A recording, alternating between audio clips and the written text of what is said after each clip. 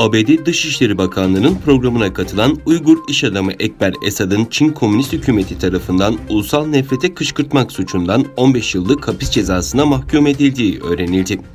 ABD'de yaşayan Reyhan Esad Hanım, erkek kardeşi Ekber Esad'ın kurtarılması için ABD hükümetine yazdığı dilekçede Doğu Türkistan'daki popüler networklerden biri ve 100 bini aşkın çevrim içi kullanıcısı olan Bağdat'ın kurucusu Ekber Esad'ın ticari ve turizm amaçla 20 Şubat'la 15 Mart 2016 tarihleri arasında ABD'de bulunduğu, bu sırada ABD Dışişleri Bakanlığı tarafından düzenlenen Uluslararası Konuk Liderler Eğitim Programı'na katıldığı, Çin'e döndükten 3 hafta sonra komünist rejimi tarafından keyfi suçlamalarla gözaltına alındığını ifade ediyor.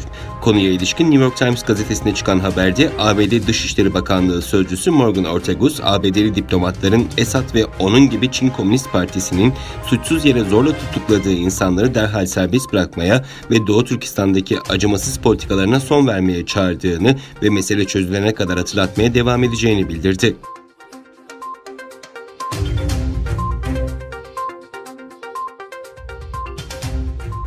İbadetin yasaklandığı, ibadet edenlerin işkenceye uğradığı Doğu Türkistan'da Çin hükümeti tarihi camileri müzeye çevirerek turistlerin ziyaretini açtı. Doğu Türkistan'ın Kaşgar şehrinde bulunan ve Covid-19 pandemisi öncesinde ibadete kapatılan tarihi Abba Koca Camii turistler için ziyarete açıldı.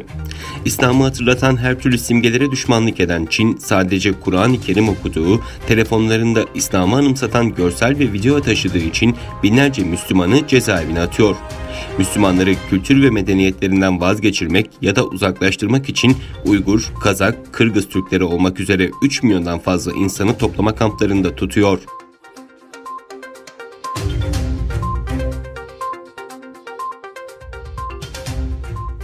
Çin'in ABD'ye yaptığı doğrudan yatırımlar geçen yıl bir önceki yıla göre %7.4 azalarak 5 milyar dolara düştü. Çin'in ABD'deki doğrudan yatırımları iki ülke arasındaki ticaret geriliminin etkisiyle geçen yıl 2009'dan bu yana kaydedilen en düşük seviyeye geriledi ve 5 milyar dolar olarak hesaplandı. New York merkezli araştırma şirketi Reuters Group, İki Yönlü Yol ABD-Çin Yatırım Trendleri raporunun 2020 sayısını yayımladı.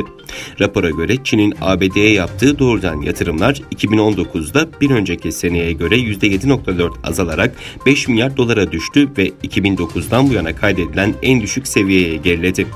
Öte yandan ABD ile Çin'in arasında Ocak'ta imzalanan birinci faz ticaret anlaşmasının ikili sermaye akışına yönelik bu yıl için olumlu bir görünüm oluşturmasına rağmen yeni tip koronavirüs COVID-19 salgını kısa vadeli görünümün değişmesine neden oldu.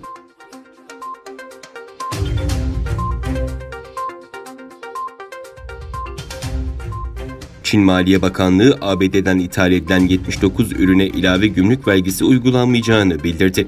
Bakanlıktan yapılan açıklamaya göre ABD'den ithal edilen ikinci grup 79 ürüne daha önce bu ülkeyle ticaret savaşı sürecinde uygulanan ilave tarifeler uygulanmayacak.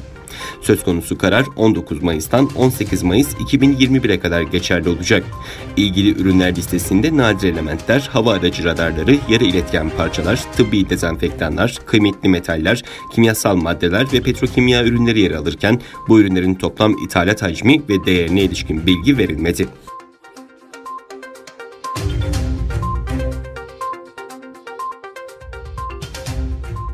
Kremlin sözcüsü Dmitri Peskov, koronavirüs testinin pozitif çıktığını, hastanede tedavi gördüğünü açıkladı. Peskov, koronavirüs testinin pozitif çıkıp çıkmadığı hakkında soruya "Evet, hastalandım, tedavi oluyorum" yanıtını verdi. Peskov tedavisinin hastanede yapıldığını da söyledi. Peskov'un bir süredir Rusya lideri Vladimir Putin'le doğrudan teması olmadığı biliniyor. Zira Putin, Nisan ayından beri önlem olarak Moskova dışında yer alan Nova Ogeryova'daki konutunda kendisini karantina altına almıştı.